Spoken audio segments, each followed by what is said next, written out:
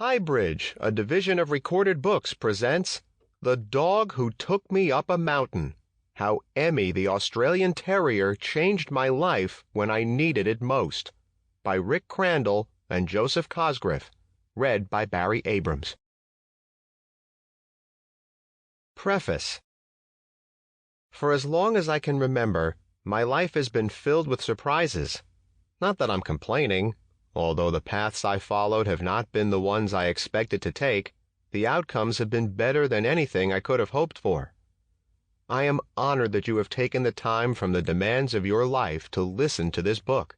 What I hope to be able to share with you are the unexpected life lessons I experienced in my later-in-life pursuit of an unconventional passion: mountain climbing. I found this passion as part of a relationship I developed with my unlikely best friend, an Australian Terrier named Emme. In ways I'll describe throughout the book, Emme was responsible for my starting to hike in the hills around Aspen, Colorado. An occasional activity became a serious hobby, then blossomed into a full-blown mission. Before long, I would go on to climb every mountain over 14,000 feet in the Rocky Mountains, all 58 of them. Mountain climbers call these 14ers, and I didn't climb my first one until I was 64. What is a person to do for the final 20 or 30 years of life after age 60? It is a question I have been asking throughout my life, but far more often as I approached 60. Knowing and watching friends live active lives into their 80s or even their 90s, I am not close to giving up my passion for learning, or better yet, accomplishing things. I have come away from these experiences in the mountains with a deep conviction. Finding and pursuing a passion, any passion, is as important in one's later years as it is all through life. That newfound passion for me took the form of mountain climbing with my friends and my dog. But the point of this book is to inspire listeners to find passion anywhere and in anything that stirs the emotions. My dog taught me to understand that answers and solutions can come from everywhere. It breaks my heart that Emme was not able to share more of this journey with me. I know that were she with us today, she would want me to continue what the two of us started. For that, I will be forever grateful to her. She both changed my life and extended my life. I am proud to continue down the path on which she set me. As a scientist and engineer, I had been a deep skeptic of books about inspirational pets, particularly dogs who speak. But that was before I learned how to listen, if only to a tilted head, an angry stare, a wagging tail, or some very human-like action. Emme's enduring spirit is what finally nudged me into the chair to share her story. I hope you enjoy hearing about Emme's adventures half as much as I enjoyed being a part of them. Rick Crandall, Aspen, Colorado. Chapter 1. Let's Get a Dog. Love me when I least deserve it, because that's when I really need it. Swedish proverb. My name is Rick Crandall. In 1966, I graduated from the University of Michigan, #GoBlue, and soon afterward co-founded ComShare Inc., one of the earliest computer time-sharing companies in Ann Arbor, Michigan. These were the prehistoric days of the industry, before advances in solid-state physics that made possible the invention of the microchip in 1972. The Internet and the first personal computers were still decades away. I was just 22 years old. But after our talented team defied long odds to keep the company relevant, innovative, and mostly profitable for over 25 years, I found myself in my mid-50s and burned out mentally, physically, and spiritually. When I took what seemed like a logical next career step, serving on tech company boards and coaching early-stage startups, the future felt more uncertain than at any time in my life. While the companies I advised experienced little if any difficulty in transitioning to Y2K, the early days of the year 2000 continued to produce disorder and disruption for me because of the emotional lows and anxieties that were the fallout of a sad and difficult divorce. Around that same time, our only child, my son Brett, graduated from high school and enrolled at NYU, 623 miles to the east in New York City.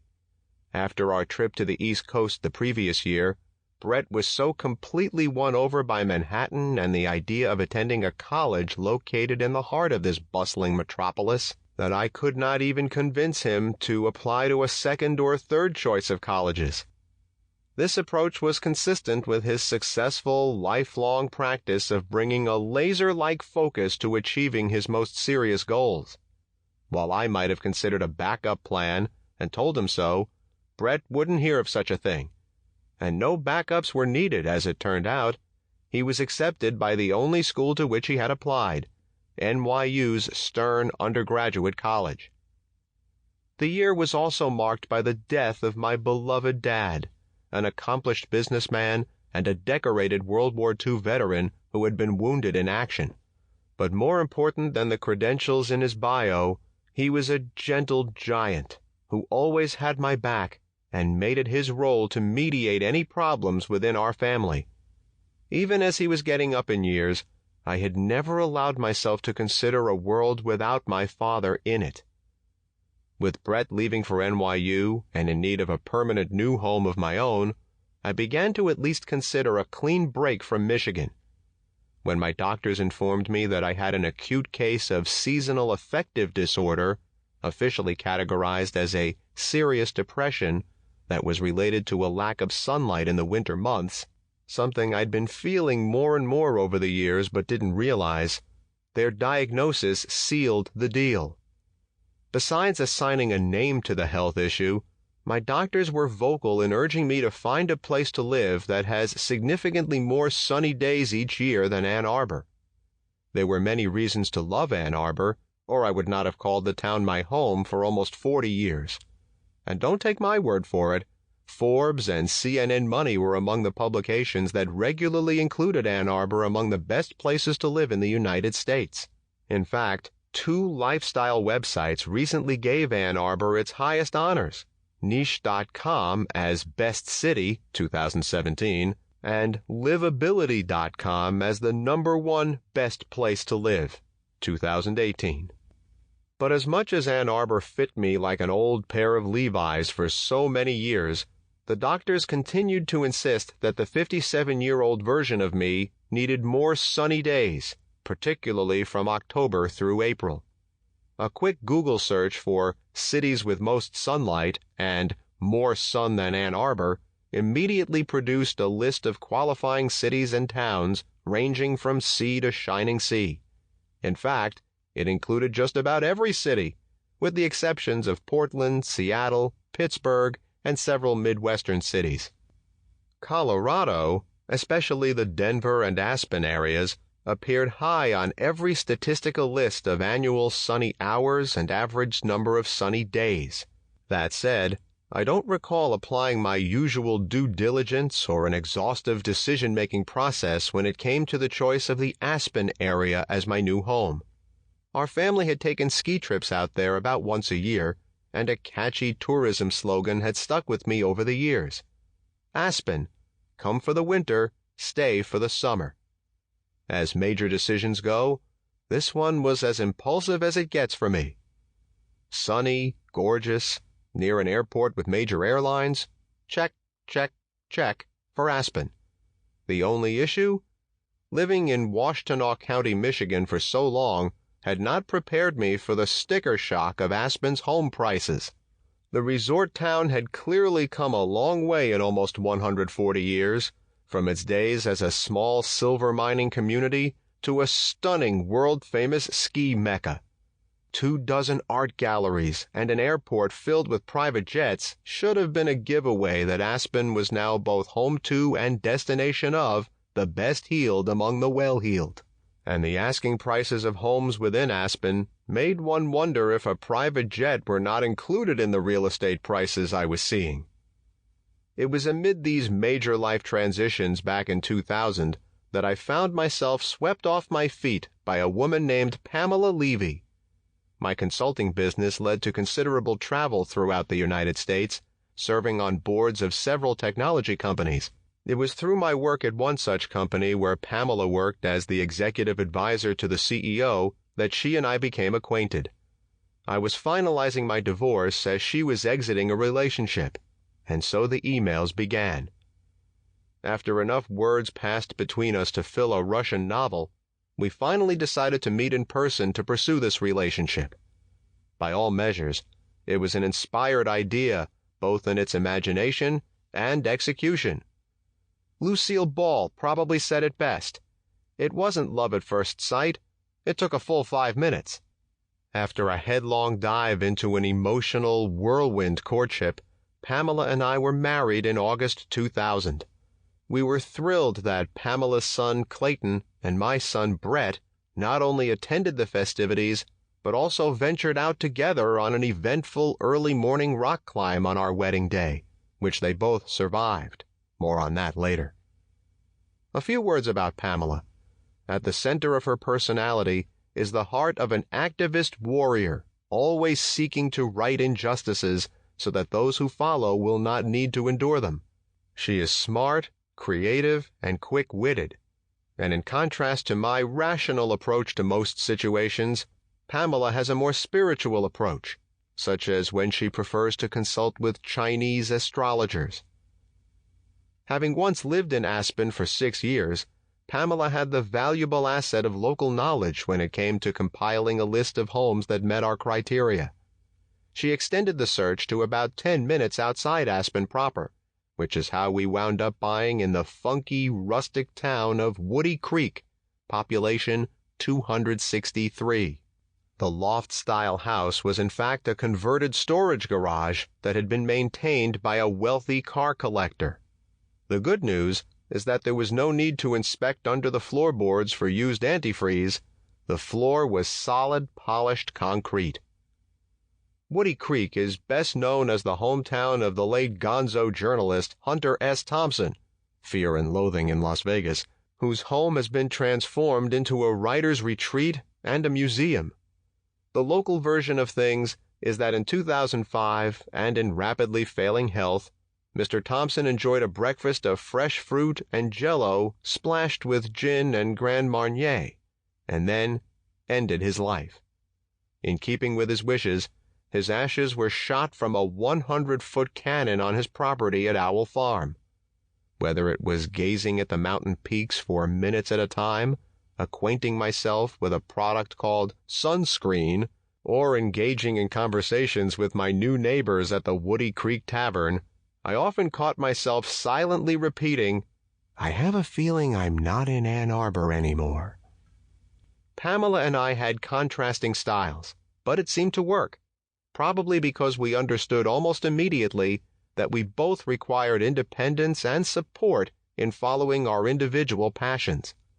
In this spirit, Pamela introduced a new subject one morning over coffee, 6 months into our marriage. "Let's get a dog. I love animals and can't picture my life without them." The request didn't take me entirely by surprise. From the start, I knew that Pamela was an animal person and that pets would be part of our future. I just didn't want to jump into the constraints of animal ownership and care so early on in our marriage.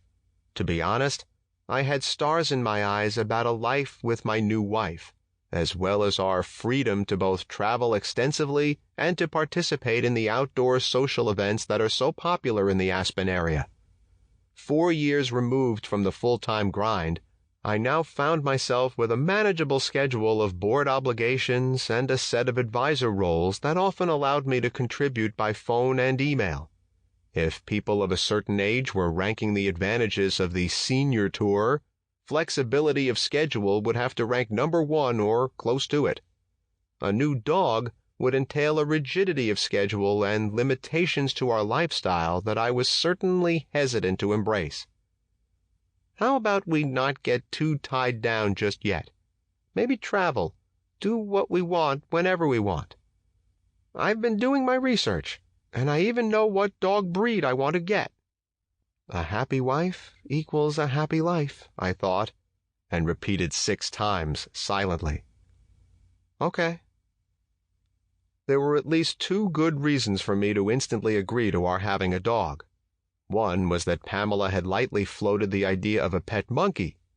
Not only are monkeys wild animals that bite when touched, they cost up to $10,000 a year to maintain properly and can also be counted upon to urinate on every inch of a private home to mark their territory.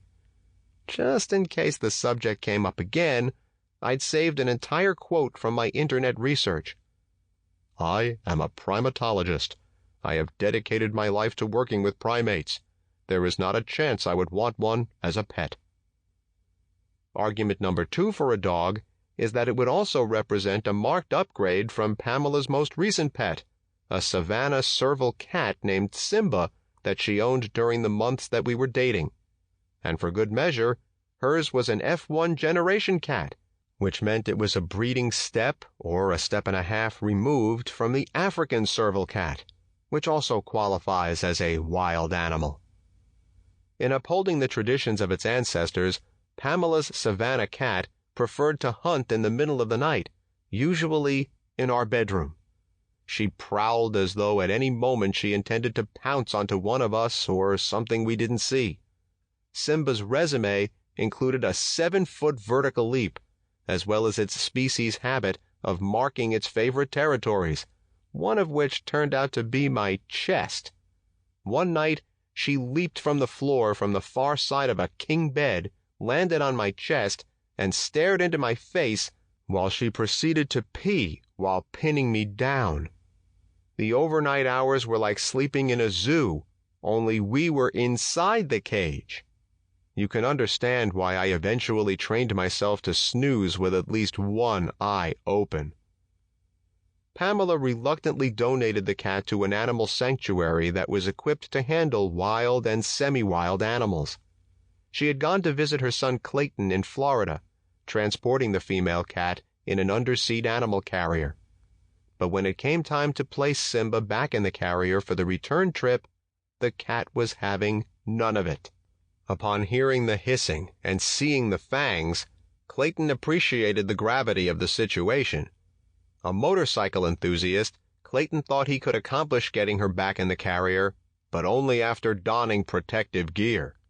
On went the leather jacket, pants, and gloves, as well as his helmet and visor, to protect himself from Simba's claws and teeth. Envisioning a similar scene at the TSA departure checkpoint, Pamela and Clayton arrived at the practical decision to find the cat a suitable home, coincidentally, not far from the airport. Upon Pamela's arrival back in Colorado, we had officially become pet empty nesters. So, after I fended off the idea of a pet monkey and somehow survived the serval cat's hunting season, the suggestion, okay, it was a strong request, over morning coffee that we add a dog to our family, sounded reasonable indeed. Just not a wild animal. It was around this same time that the full impact of the collapse of the so-called tech bubble and its resulting loss of $5 trillion of stock value began to hit home. As a lifelong tech guy with full confidence in the industry that had defined my business career, I ignored the obvious signs and wound up riding the elevator to the basement. The conventional wisdom was that there would be a 10 to 15% correction of stock prices that we now see were based more on the vague promise of technology rather than on the fundamentals of strong cash flow and profitability. With the benefit of 20/20 hindsight, I should have gotten out far sooner than I did. But it was the opinion of many industry colleagues, probably also analyzing with their hearts, that the large drops in tech stocks would correct and adjust upward. In the end, it was a mess. You knew it was bad when the Pets.com sock puppet, star of the 2000 Super Bowl, was liquidated along with his company less than a year after he starred in a series of coast-to-coast commercials that had cost the company millions. It was a questionable decision, the business press suggested in the postmortems, to sell so many 20-pound bags of dog and cat food at prices below the company's internal costs. By the time the dust had settled, there had been a dramatic reduction in the nest egg that was supposed to sustain Pamela and me through our retirement years. Combined with the financial terms of my divorce a year and a half earlier, Mr. Market, as a friend referred to market forces of all kinds, had taught me long division in a manner that was harsh and unsparing.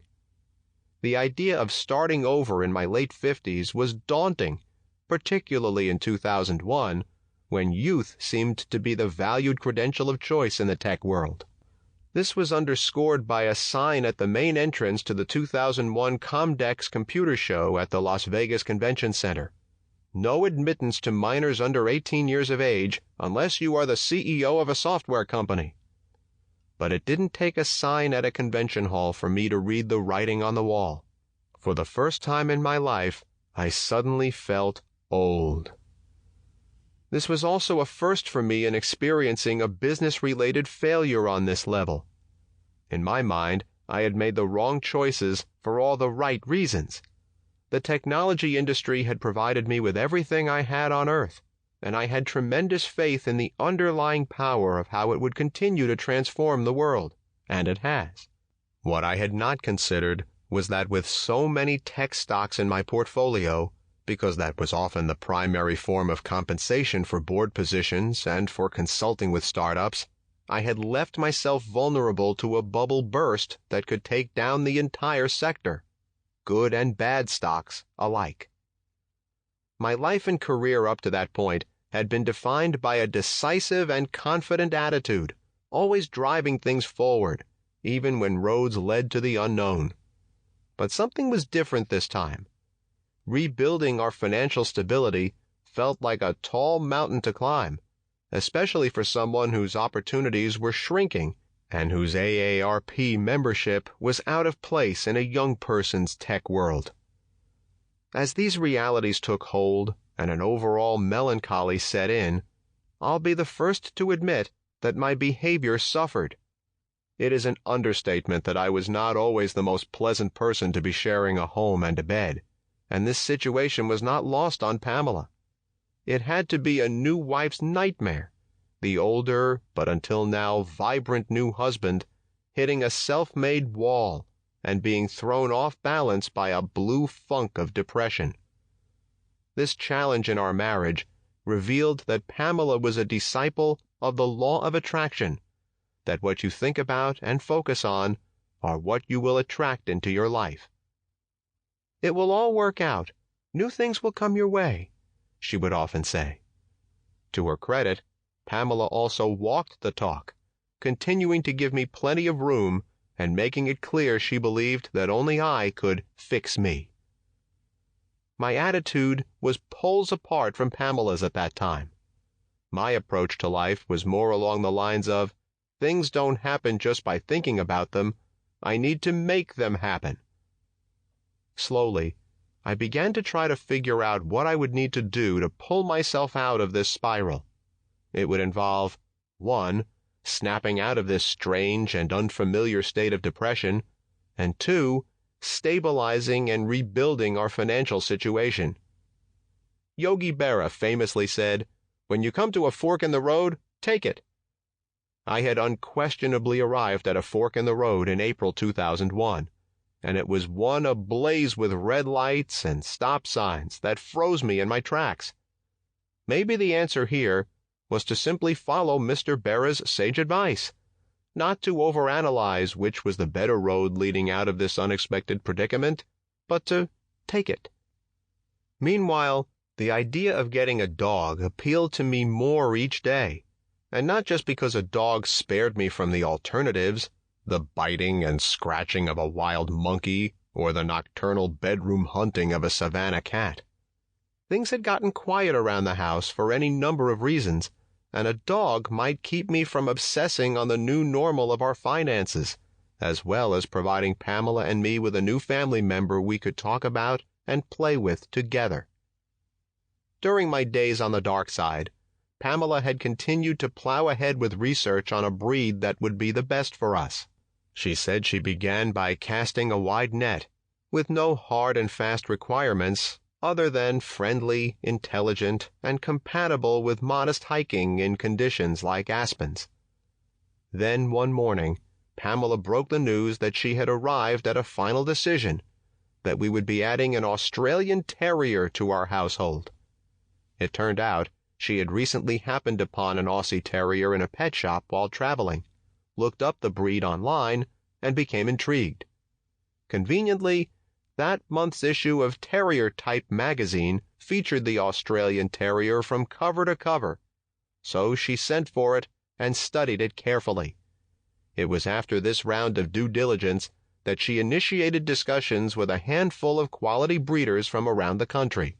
To ensure that she would be selecting from among the best-looking Australian Terrier puppies, she added the qualification that our future housemate be show quality. This added condition, she insisted, had zero to do with ever hitting the best-in-show circuit and everything to do with increasing our chances of receiving a truly beautiful and healthy dog. It was obvious Pamela had done her homework, as she enthusiastically spelled out the qualities of the Australian Terrier for about 15 minutes. One description of the breed to which she repeatedly circled back was, "big dogs in small bodies." But for good measure, she quickly mentioned even more positives.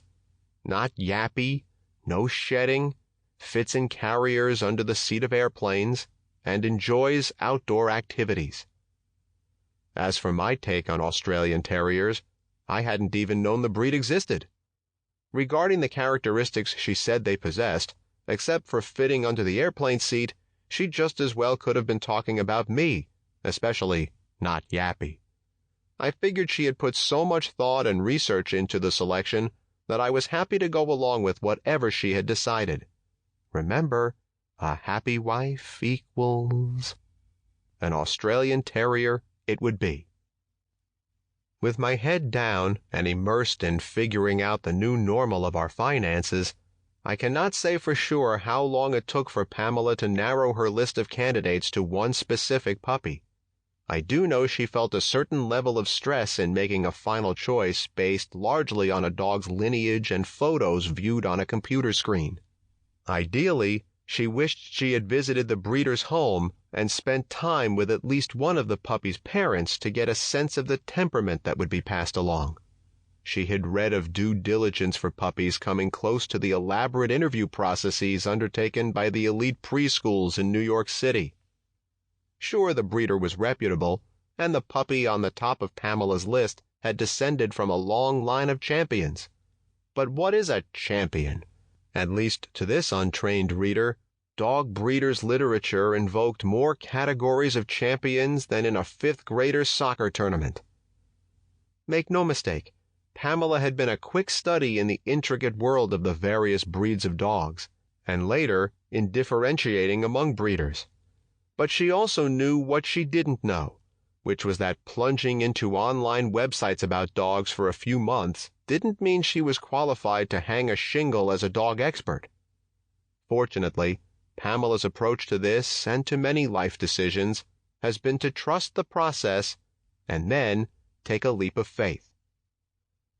As the day neared when Pamela would drive to Denver International Airport to pick up our new dog, I must confess that my thoughts harkened back to a kooky canine from my adult life, a standard poodle that was inclined to bite humans, mostly unsuspecting joggers as they trotted past our home. Unbeknownst to me, my ex-wife had reached out for professional help for the poodle, which led to my coming home from work one day to find my wife and a dog psychologist sitting on the floor with the patient. "We're communicating with the dog at its level," were her first words as I came upon the scene, as though I might have suspected otherwise. It was far above my pay grade to even consider questioning the doctor's methods. I can say that after 3 sessions of psychological intervention, at rates I can only describe as considerable, it pained me when the poodle showed off his behavioral training by answering the doorbell with us and immediately biting the rabbi's wife. It wasn't long after the hit on the rabbi's wife that all three of us, my ex-wife, me, and the doggy Shrink, waved the white flag of surrender, with the Shrink explaining away the Sample complete. Ready to continue?